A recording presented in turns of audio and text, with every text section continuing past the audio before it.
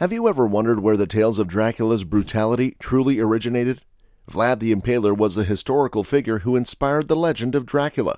His bloodlust and sadistic nature were greater than even the darkest boundaries of fiction. How did Vlad the Impaler deliberately target women with his brutality during his reign of terror? We take a terrifying journey into the sadistic world of Vlad the Impaler in this unsettling video. We will discover the real life of Vlad and the dreadful punishments he inflicted on women, leaving them with both physical and psychic scars. While vampire stories have been around for ages, few figures have inspired more fear in people than Dracula. Vlad the Impaler, a real historical figure, served as the inspiration for Bram Stoker's fictitious character Dracula. How much of him appears in Bram Stoker's Dracula, and why is Vlad considered a national hero for some? Is it possible that within the abyss of his relentless cruelty he concealed traces of goodness? Bram Stoker undoubtedly played a significant role in immortalizing Vlad the Impaler through his iconic novel, Dracula. The fascination with Vlad's macabre deeds had already captured the imagination of European readers as early as the 15th century. As tales of Vlad's ruthless rule spread, eager storytellers wove intricate webs of horror around his name. They fabricate gruesome anecdotes to satisfy the morbid curiosities of the masses. Can you sense the icy grip of Dracula's presence haunting your very soul as this cold stone features of Vlad's visage appear before you? He had a heart of stone, so a stone is the perfect canvas for the visage of one so cruel. Warlord Vlad the Impaler, also known as Vlad III, Prince of Wallachia, ruled what is now Romania in southeast Europe during the 15th century. The title character in Stoker's 1897 book Dracula was based on aspects of Vlad's true biography. Since then, innumerable horror films and TV shows have been made. Despite the fact that Transylvania is associated with Dracula, Vlad III, the historical Dracula, never owned any property there.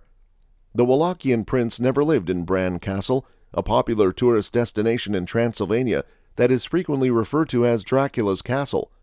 How cruel was Vlad the Impaler in comparison to his contemporaries? For any offense, no matter how little, Vlad used to impale hundreds or thousands of people. He enjoyed the scene and the smell, ate his meals next to the decomposing bodies, and even invited boyars and diplomats to join him. They would be put on a spike if they protested. Vlad's malevolence spared no one, casting its dark shadow upon women and innocent children alike. With a twisted sense of righteousness, he imposed his moral compass upon the land of Wallachia, seeking to shape it according to his own distorted code. He seems to have taken a special interest in female chastity.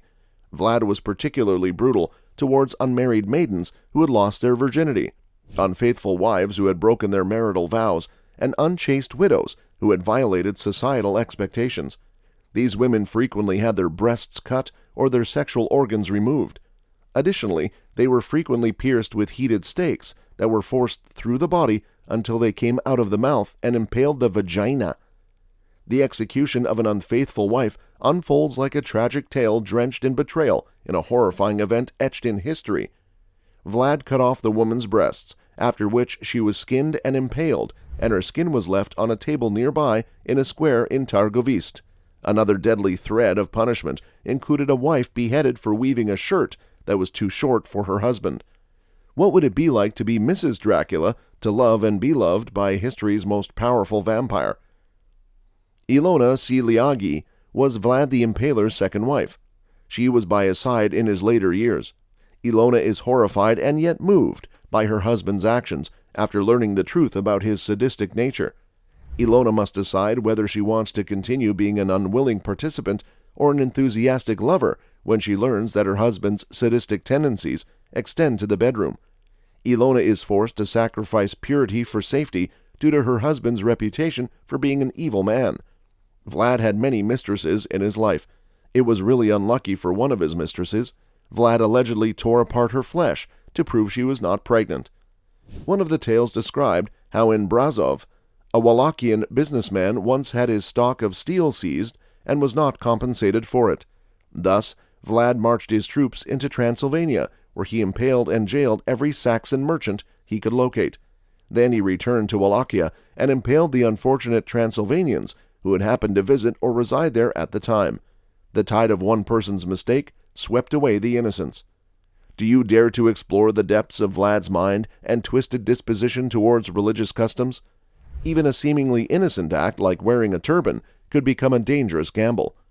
Ottoman males were not allowed to remove their turbans outside of their own homes due to a religious custom in 1459. Two diplomats chose not to remove their turbans in Vlad's presence, citing the aforementioned justification. Vlad commended them for upholding their religious traditions. He then made the offer to assist them by fastening those turbans to their heads with heavy-duty iron nails. Vlad never learned of their homage demands before they both passed away. Vlad loved to torture people by flaying their feet, which involves the skin being cruelly peeled away, exposing raw, wounded limbs. The salt was applied to the raw, wounded limb, and goats were brought to lick the salt off with their rough tongues. He would use this approach with Turkish prisoners. What fate befell the poor under Vlad's reign? Vlad was rumored to have regularly burned alive hostile soldiers or the residents of the towns and villages he was sabotaging. However, one particularly vile instance took place during a banquet in a sizable wooden structure in Targovist, Vlad's capital, rather than on the battlefield. Vlad invited many locals who had been referred to as old, lame, or beggars. He heaped a feast on his naive visitors, and they dined and drank far into the night. He then ordered his guards to set the building on fire while barricading the diners inside the dining hall. Vlad is alleged to have declared, "These men are worthless to humanity because they live off the sweat of others, and there were only affluent people living in the nation." The Boyar massacre was one of Vlad's most terrible crimes. In numerous nations of Eastern Europe, including Wallachia, the boyars were the aristocratic governing elite. When Vlad was made prince in 1456, the corrupt and cunning boyars were seen as a potential danger to his authority. He also blamed their shameless disunity for the ongoing prince-swapping in Wallachia. Vlad called the boyars of the principality to a meeting at his castle in Targovist over Easter in 1457. Vlad asked the 500 nobles assembled in the great hall of their prince how many princes they had seen in their lifetimes. Some people said 7, others said 20 or even 30.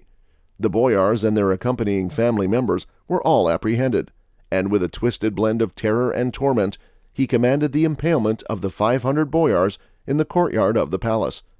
For a while, he left the sea of decomposing bodies on display as a warning to anyone who might consider resisting him. In a cruel play of power and pain, Vlad pierced their bodies to unite their fate with the stakes, forever etching the horrors of his rule into history's darkest corners. You might be thinking that the Boyar massacre was the epitome of Vlad's heinous acts. Well, hold on tight, because an even more sinister and brutal side of him is about to be revealed. In the midst of the Ottoman rule, Vlad the Impaler invaded Bulgaria in a horrific demonstration of his ferocious rage. He razed all of the bordering towns and villages. He spared neither Christians nor Ottoman Muslims due to his unquenchable bloodlust. This notorious ruler poisoned every well that the Ottomans might drink from during their approach. But Vlad's use of chemical warfare extended far beyond those boundaries. He tracked down men and women who suffered from tuberculosis, leprosy, or any other horrible disease. He sent them to infiltrate the Ottoman army and spread sickness. Vlad boasted of his horrible exploits in a terrifying letter to a prince of Hungary, his words dripping with malice. He described the massacre of defenseless peasants, men and women, young and old, leaving no place untouched by his wrathful hands, not including those who died in the flames of their own homes or whose heads were cut off by his soldiers. A terrifying total of 23,884 Turks were slaughtered. This serves as a monument to the depths of Vlad's sadistic cruelty and inscribed his name permanently as a forerunner of horror in history. The location of Vlad III's grave is shrouded in eerie mystery, a bizarre puzzle that leaves scholars to worry over his final resting place. Where does the infamous Vlad, the disturber of peace, really rest in peace forever? Undisputedly, Vlad III died mortally, unlike the fictional Count Dracula, who lived forever, leaving a terrifying tapestry of his rule to haunt the pages of history. Was Vlad the Impaler deserving of the moniker Dracula, or was he a victim of the propaganda of his enemies? Comment below. Thank you for watching, and we will see you in our next video.